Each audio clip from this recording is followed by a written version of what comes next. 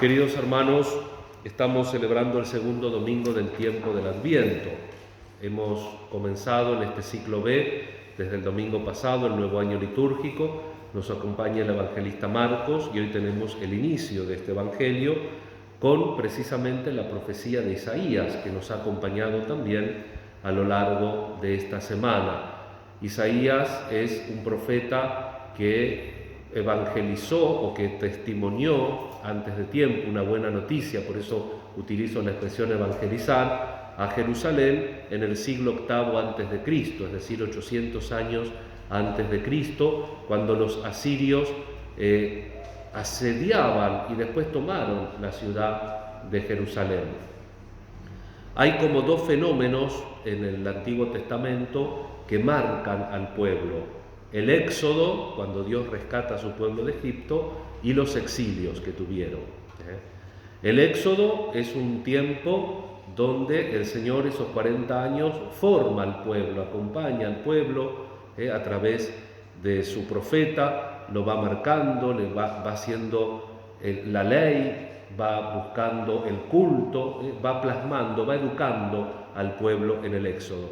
Y después está el tiempo del exilio, donde son tiempos que por las malas elecciones que hace el pueblo de Dios, que muchas veces sus reyes confían más en las alianzas, en las estrategias humanas que en la palabra del Señor, van conduciendo al pueblo a la ruina y muchas veces este pueblo tiene que irse exiliado a otra parte con su sufrimiento a cuesta y otra vez examinando su relación con Dios. Es un tiempo de conversión. Por eso también en la vida de la Iglesia hay tiempos de éxodo y tiempos de exilio. Hay tiempos de formación donde nosotros nos tenemos que educar junto a Dios y hay tiempo de conversión que decididamente tenemos que identificar las conductas, todas ellas que necesiten cambio y que necesiten mejoración. Ahora, el 8 de diciembre, el martes próximo, hace 55 años que se clausuró el Concilio Vaticano II. Y en el Concilio Vaticano II ya se anuncia, se percibe una gran crisis, un gran tiempo de exilio, una necesidad de conversión, de vuelta a Dios, que como muchos exilios, como muchos movimientos de conversión en la Biblia, parten bien, pero después en la ejecución, porque otra vez lo que yo predico siempre, que es el tema de la libertad. Eso es lo que no termina de encajar en nuestra vida, el tema de la libertad, porque la libertad implica también responsabilidad sobre mi propia vida y sobre mi propia vida en cuanto repercute, por decirlo con alguna expresión, con algún verbo, tendríamos que usar muchísimos, en la vida y en la realidad de los demás, el tema de la libertad. Entonces pasa muchas veces como en el Antiguo Testamento que los macabeos, por ejemplo, hacen una revuelta, los anahuim, porque ven que los que dirigen el culto, los que dirigen la religión, están pendientes de otra cosa, que puede ser buena pero que no es propiamente religiosa, se olvidan del pueblo, otra vez hacen alianzas políticas que terminan perjudicando a los más pobres, a los más necesitados, hacen toda una revuelta. Judas Macabeo logra echar a estos con un espíritu de conversión, de vuelta. De hecho, ellos originan esa porción, los anahuim, el pequeño resto, los pobrecitos de Yahvé. De alguna manera en el Evangelio, cuando Jesús habla Pusillus Grex, el pequeño rebaño, el pequeño rebaño es un reflejo precisamente de los anahuim del Antiguo Testamento. Y digo que cuando Judas Macabeo logra esa revuelta, él se hace sacerdote y se hace rey y se vuelve a corromper todo, otra vez a comenzar de nuevo. ¿Que el movimiento estaba mal? No, el movimiento no estaba mal. Judas Macabeo tuerce la libertad propia, empieza a utilizar más y necesita un tiempo de exilio, necesita un tiempo de conversión. Y así el concilio comenzó con una gran primavera que necesitaba, pero en algunos casos terminó regando demasiado las plantas o no regándolas, para poner un ejemplo, ¿no? Y así va a seguir sucediendo. Cuando nosotros pasemos de la escena de este mundo, seguirá al mundo hasta que, como dice la segunda lectura, por supuesto Pedro lo tiene claro y no había estudiado en nuestros secundarios, que el Sol en algún momento va a hacer la implosión y la explosión, ¿no? Cuando se le acabe el hidrógeno, faltan millones de años, no pasa nada, pero que los elementos se desintegrarán. Todo esto es lo que pasa geológicamente cuando una estrella colapsa. Eso queda muy lejos, pero lo que dice Pedro es que Jesús no tarda, porque Jesús no dijo, no importa a qué hora viene, si a principio de la noche, si a mitad de la noche, si a la madrugada, no importa cuándo viene, importa que vigilemos, importa que estemos atentos, importa que hagamos el camino del éxodo, no pateando la pelota para afuera, sino nosotros siendo responsables de nuestra propia vida, porque siempre nosotros, a veces las personas un poquito es como que nos enajenamos y terminamos pensando que solamente nosotros tenemos la verdad, y no. A ustedes me dirán, no padre, pero mire que yo conozco a este y usted mismo, sí, tienen razón en todo eso, pero nosotros no tenemos la verdad, porque la verdad es de Dios.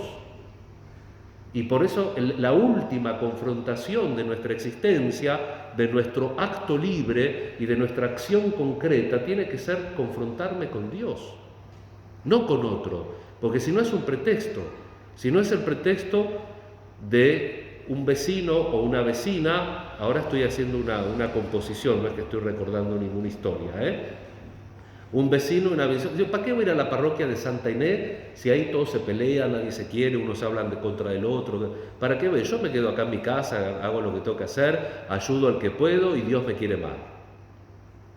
Ese razonamiento no está todo mal, pero tampoco está todo bien, porque por ahí se compara con nosotros que dejamos mucho que desear. Que por ahí es cierto que yo como cura no hago todo lo que tiene que ser, que por ahí como es cierto que ustedes los que están acá sentados como fieles cristianos no hacen todo lo que tiene que ser, eso seguramente que es así y que es cierto. Pero esa persona, si se quiere comparar bien, se tiene que comparar con Jesús, se tiene que comparar con San Pedro, se tiene que comparar con San Francisco de Asís, se tiene que comparar con Charles de Foucault, se tiene que comparar con la Madre Teresa de Calcuta, pero claro, si nosotros nos empezamos a comparar con esa gente, terminamos perdiendo y no nos va a convenir. Mejor nos quedamos en nuestra posición, nos subimos a nuestra roca en medio de la tempestad y a ver cómo nos va. El Señor nos invita a un tiempo de exilio. El Señor nos invita a un tiempo de conversión. Por eso esas palabras de Isaías con las cuales comienza Marcos. Isaías, el profeta que tiene que predicar en el exilio, que tiene que mantener la fe, consuela a mi pueblo, dice el Señor. El Señor entiende que sufrimos, el Señor entiende que muchas veces no manejamos la libertad como conviene, pero el Señor no nos quiere ahorrar el sufrimiento porque el Señor quiere que maduremos. Quiere que sepamos pilotear la nave aun cuando parece que se hunde. ¿Recuerdan ese pasaje de la Biblia cuando él está durmiendo en la parte de adelante del barquito y empieza la tormenta y los otros desesperados lo van a despertar? Él les dice, hombres de poca fe. ¿Fe en quién? En él tenían, porque por eso lo despiertan. Hombre de poca fe en ustedes tienen que saber cómo pilotear una barquita. Y aunque parezca que se hunda, hagan lo que tienen que hacer. Consuelen a mi pueblo, dice el Señor.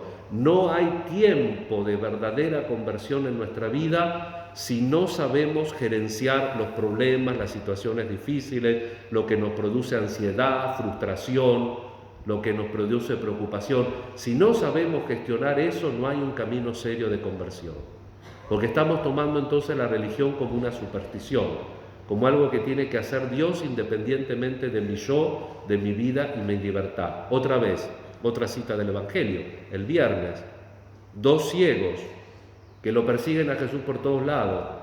Señor, ten piedad de nosotros, hijo de David. Bueno, finalmente se le meten a la casa, Jesús los atiende. ¿Qué quiere que haga por ustedes? Que nos devuelvas la vista. Y le dice Jesús, ¿y ustedes creen que yo lo puedo hacer? Sí. Bueno, les toca, les devuelve la vista. Vayan, dice el evangelista, los conminó a que no se lo dijeran a nadie. ¿Qué hicieron? ¿Le hicieron caso? No, se fueron y se lo dijeron a todo el mundo. ¿Por qué? Porque yo hago la mía. Porque es superstición, hago un hechizo, me gusta la magia, no me gusta la fe. Entonces dispongo de determinados artículos, pronuncio el hechizo y ¡plaf! Ahí tengo lo que tengo. Y mi voluntad que siga haciendo lo que quiero.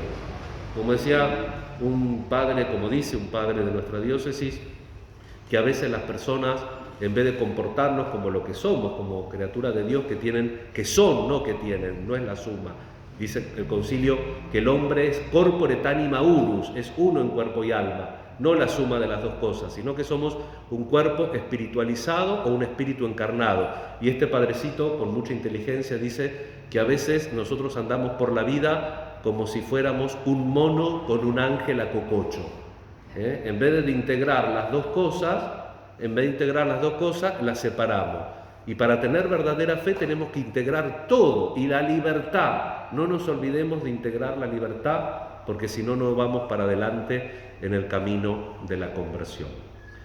Bueno, ya llevo 10 minutos, hay que ser breve, demasiado, un poco de penitencia no les viene mal, pero cortemos acá. Vamos a pedir al Señor para que todos nosotros en este tiempo del Adviento crezcamos individualmente y crezcamos como comunidad. La comunidad está creciendo. El fin de semana pasado hemos tenido 3 misas, hoy este fin de semana hemos tenido 3 misas, vengo de una, donde estamos dando los sacramentos de la iniciación cristiana, de la confirmación y de la comunión. Mañana también, el fin de semana que viene, tenemos también las 3 últimas misas.